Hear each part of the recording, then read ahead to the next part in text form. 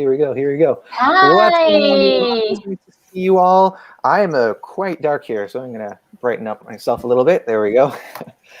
Okay, so obviously everybody knows by now why we're here. We're talking about the Roop. They have won. Pabandom is Naujo again. I know I probably didn't get that pronunciation right. But yeah, I mean, probably not a big surprise for a lot of people. I know that it's not a big surprise for a number of us, I would say. Before we get to that, though, we do just want to give a few moments to Clara, because we're going to be talking about something that many of you have probably heard of already, but it's quite sad that has affected the Eurovision community. So go ahead, Clara.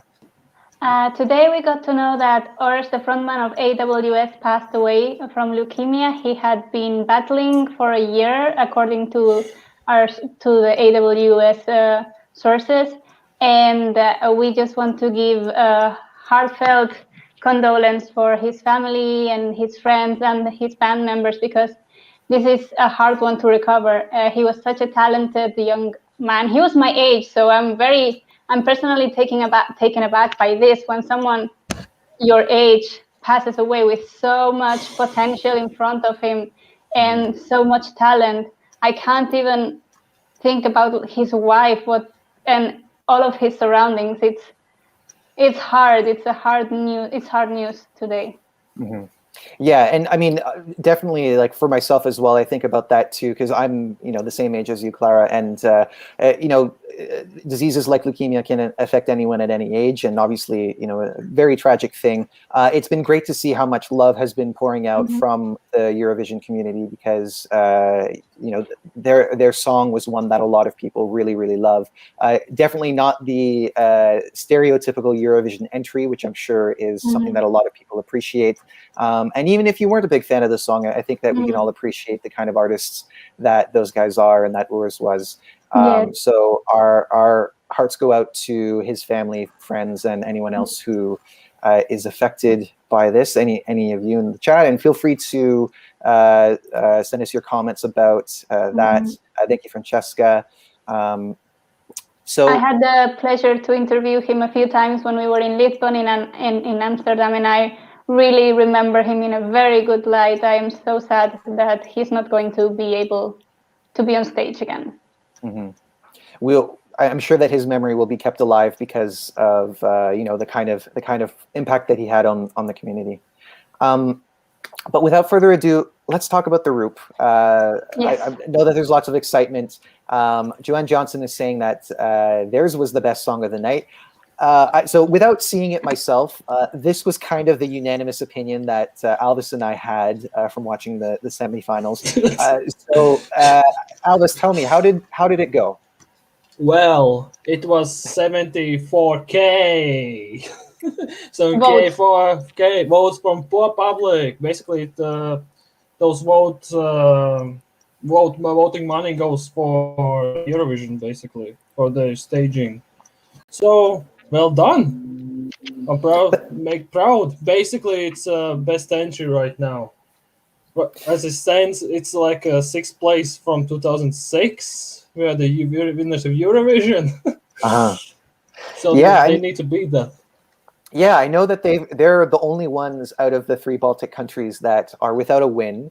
And it's rare that we get to see Lithuania being considered in that regard. Well, I mean, we can kind of get to winner potential a little bit later, because obviously there's still lots of songs to be chosen. This is now song number 5, I believe. Yes. Okay. Francesca is saying the Roop victory was pretty predictable. I felt it. Okay. And honestly, yeah, I think that's pretty fair to say, because again, like it was unanimous for a lot of us in the group. It isn't to say that the other songs weren't good as well, but just in terms of it being competitive, in terms of the impact that the Roop had as a band, I don't think that there are too many people surprised. You were going to say something, Clara? Yes, I think the Roop, they were very hyped from last year's popularity, and congratulations for winning fair and square and democratically 2 years in a row. Not many bands, not many artists can say that, so that's a big victory right there. But had they not been so hyped from last year's win, I think Gebrasy would have done really, really well too. I mean, I think he came second. Yeah, he did. Yeah.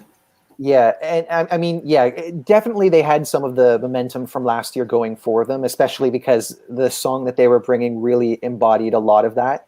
But nonetheless, the victory was well deserved. Probably would have been not as much of a margin if it was, you know, like a brand new year with brand new artists.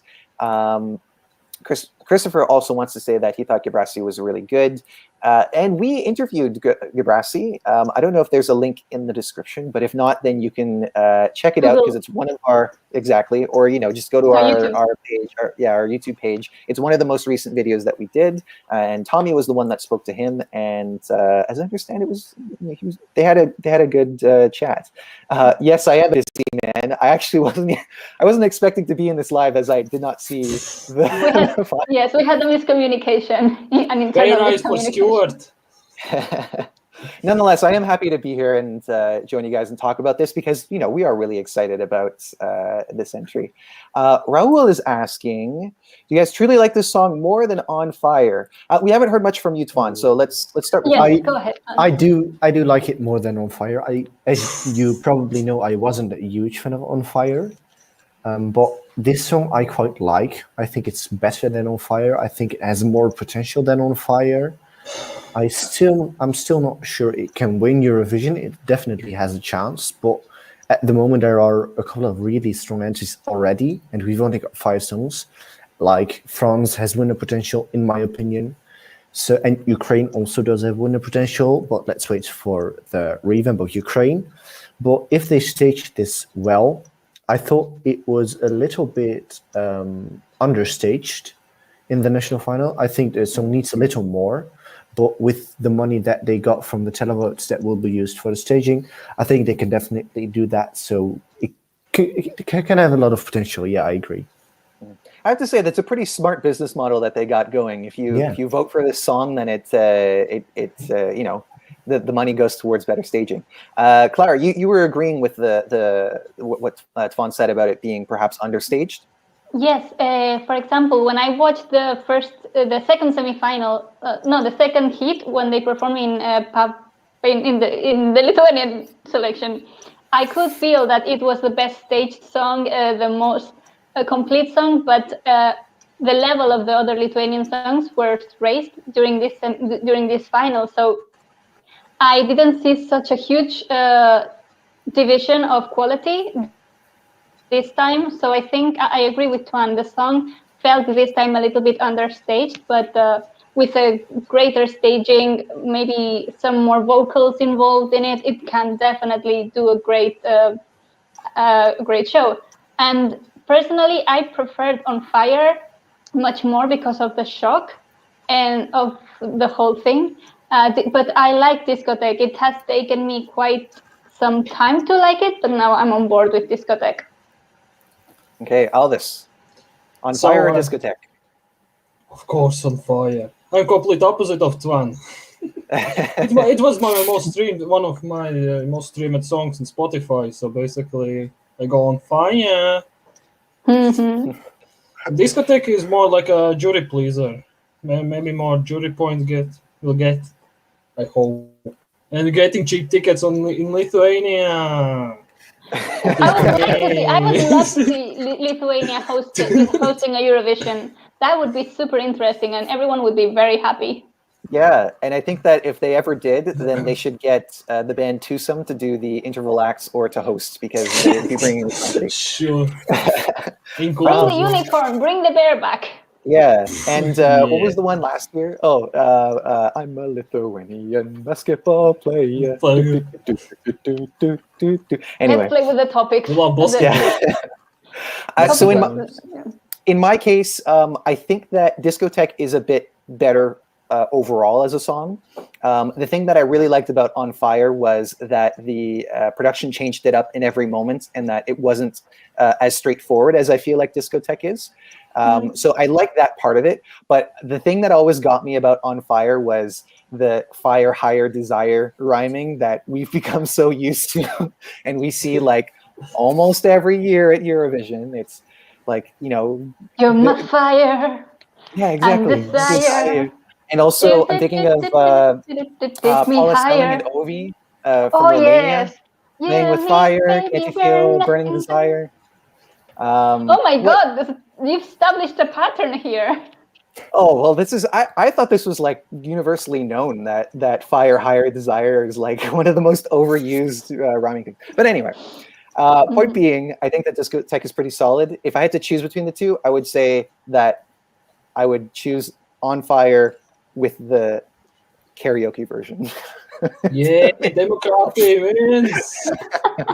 We love democratic here. But I think Pabandom is Naujo this year was maybe not to establish, like everyone knew, or it was very likely that the Roop was going to win. So for the other artists, it wasn't about winning. It was about placing themselves in a position where the audience, the European audience, would get to know them better or get to know them for the first time. So the next time they would participate, so from like next year, once they would introduce themselves again into this competition, I'm laughing. Fuck. Next time, the artist would participate again. We, the audience, already know who they are. They already have a rapport established. So I think it was, because I've heard that it's, why do they bother doing a national final this year in Lithuania when we all know the Roop is going? So I think it's a platform for the artists that will want to go next year to get themselves known this year. Mm-hmm. Yeah, I agree. That's an important point to make. And it's also important to remember that to a degree, that's always the case because, there is only one winner. And, obviously, if you win, then you get an even larger platform because you can go to an international audience. But it's equally important for those other songs that, don't get that winning spot to at least play for the country. And I think that's something that people sometimes forget about when, especially when we're thinking like, oh, this song's really kind of like it's not competitive. It's not, it doesn't have a wow factor. As long as it's in the selection, it has opportunities. And even if that year is not theirs for Eurovision, it could be in, the next year or a few years from then. Twan, did you want to add to that? Well, what I did want to add is that for me, definitely Evita got very known because I loved her song. She was my favorite. And I think definitely if she participates next year or the year after with a perhaps better song that more people would love, I think she's got a great shot at Eurovision because I love her songs. Mm-hmm. She had a really soulful voice, and I think that she's obviously very talented. Stephen Kendall is asking, what did they say to Gebrasy to make him cry? So maybe you guys could fill me in about this because I didn't see. Yes, after the performances, the main host, which was Titas, the guy that sang for Lithuania with Monica. Titas? 2015. Yes. Look at Alvis knowing his Eurovision stuff right there. I know Lithuanians. Yeah. Well, he was interviewing or doing a short interview after the act performed, and when it was the turn to interview Gebrasy, I think he said something like, "How would you feel if you went to Eurovision?" Oh, yeah. So apparently he said nothing. He got emotional for something. Yes, because I thought he said like, "How would you feel going to Eurovision?" And then he started just crying, which is very, very, very sweet. I like men crying on TV, on national TV. There should be more. Especially live. Yeah, exactly, especially live. But, just back to what we were talking about before, like it is emotional to be on stage and to be, displaying yourself and your own art like that has a tremendous emotional impact on you. So, I think that's great that he can show some vulnerability because we definitely see some men who are not able to express themselves that way. Michael Forbes wants to let you, Alvis with an A, just so you know. Sunglasses make me think about Star Pilots from Melody Festival in 2009. Do you know that one? Does anyone know that one? Nah. No, but No. yeah, but Alvis, you're wearing Elvis glasses, definitely. Yay. And he corrected himself. Excuse me. One thing that you can always depend on when I'm hosting is to put some comment up there that has nothing to do with what's going on. History repeats it for itself again. I blame Alvis because he's always here when that happens. I like that Gebrasy has a small revamp in his song. Sorry, I cut the fun. Sorry, I cut the fun. No, that's okay. Go ahead. I like that Gebrasy had a little, some sort of revamp in his song. It was very slight, but I think he did on the second chorus after the first chorus, and he changed his background. It used to be a tunnel and some lights going through it, and now it was more like some kind of passageway when it had squares. I really like that Voldemars. Oh yes, Alvis, you should definitely try after Samantha. Yeah. I really like that. Yes. I really like that Voldemars Petersons stuck with his first choice, because this week or along these weeks he's been releasing different versions of his songs to see which one would appeal the audience more. He has a rock version, he has a country version, he has a pirate version, which I find hilarious, by the way. It's the guitar is with some kind of mandolin and him with his little guitar, and they are dressed as pirates. Huh. Anyway, fun. Well, that's versatility for you. Yes, versatility for you. And I like that he stuck with the first one, because I think it's the one everyone was sold for, and I like the tempo much better. So yeah, I think he should try again. Everyone should try again next year. There will be no Roop, so Sure. The doors are open. We think. Who knows? Maybe they'll have another song. But, actually, I mean, I don't think a lot of people would be mad. Certainly not. But maybe after doing it twice, maybe you should make way for someone else. Rebuff is saying that they were praying that the grandmas would vote for the Roop, especially because in Lithuania there are a lot of old people. Well, maybe it was thanks to the grandmas that they made it through. 74,000 grandmas. are there so many grandmas in Eurovoxx is asking Alvis if you understand Lithuanian. No, nicht, nein, na.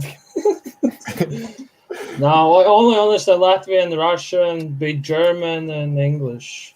Somewhere. But he understands vodka, and Lithuanians understand vodka too, so. Yeah. Well, you were explaining to me that like they come from the same language family, don't they? Mm-hmm. Yes. Yeah. So there's probably some intelligibility there, right? Minimal. Minimal? Very minimal. But we kind of understand it. Fair enough. If you speak the vodka, then we can speak vodka. You speak vodka. just drink, and then everything else will flow. Yeah. That was my approach with Spanish, and it seemed to work out fine, I think. Yes, I can't wait for the pandemic to be over so we can all meet and have a Eurovoxx party. You're all invited, but you need to meet Alvis in person. Oh yes, I'm hosting. Come to Estonia. There's a lot of vodka here too. And it seems like there's lots of interest to go to Estonia, especially among Eurovoxx. And I know that lots of the people who watch our stuff are really excited about Estonia as a country in Eurovision. So I'm going to take you up on that offer someday when international flights are reasonable and there's no pandemic. So why don't we leave it here, because we've been chatting for a little while now and there are other videos to get to. We'll start with you, Tvan. Where does this land in your top? I know like there's only 5 songs, but where would it be for you? At the moment, it is my 5th place, but just a disclaimer, I love all the 4th songs and they could all be my winner if it wasn't such a strong year. So at the moment, it's my last place. Okay, be sure to let us know in the comments as well where the Roop Discotheque lands in your top if you do that kind of thing. Alvis. Well, it's pretty solid, all 5 entries, all 5 countries, actually. Right now, I'm not putting them in first because if they win, Latvia will be worst Baltic country in Eurovision. So basically, I'm not doing that, and I'm putting Ukraine in first and the Roop in second. Okay. Clara, do you make tops, or is that not really your thing? I don't make tops, but sorry. It's okay. Take your time. I will say exactly what Alvis said. Ukraine first, Lithuania second, and then Latvia third. So Alvis doesn't get mad at me. Nah, it's okay. Well, like you, Clara, I'm not one to build a top list to make tops. By the way, I'm saying make and not do, which is important here. But if I did, it would probably be somewhere in the middle. I think that the songs that have been chosen for Rotterdam are pretty solid overall. It's Ukraine is going to be hard to top for me, I would say. Hexo is saying number 1 France, number 2 Lithuania, number 3 Ukraine, number 4 Israel, number 5 Albania. Yay! Second. Michael Forbes is saying that Clara has already been on the podcast. No, actually no. I haven't had vodka in such a long time. I wish, but I wish. Yes, another second. Yeah, James Lucas says second. Euroboy 4 is saying his favorite song, Vodka by Miranda. Oh yeah, I like that one. That was Malta. Malta, like which in year? 2007, 2008, like very long time ago. Some time ago, yeah. Okay, Yeah. I'm pretty And sure this is one. Chorus, the chorus that goes vodka. Yeah. You should definitely look at it. Well, clearly because I haven't seen it, so I'm definitely going to check it out. Okay, and Clavs is saying that Lithuania is his number 1, with France in the 2nd spot, Albania in the 3rd, Ukraine in 4th, and Israel in 5th. So I think we'll leave it there, guys. Thank you so much for joining us. We've got lots more videos on the national finals. We now have one more that's at least done. And on to some of the next ones. So be sure to subscribe to Eurovoxx because we're going to be covering it all as it happens. We're also doing as many interviews as we can with some of the participating artists and anyone else who's involved with Eurovision. Follow all of our activities at Facebook, Twitter, and Instagram. Our website is eurovoxx.tv, where you can find all of our news updates and some feature articles as well. And I think we'll leave it there. Thank you guys so much for joining us, and we'll see you on the next live video.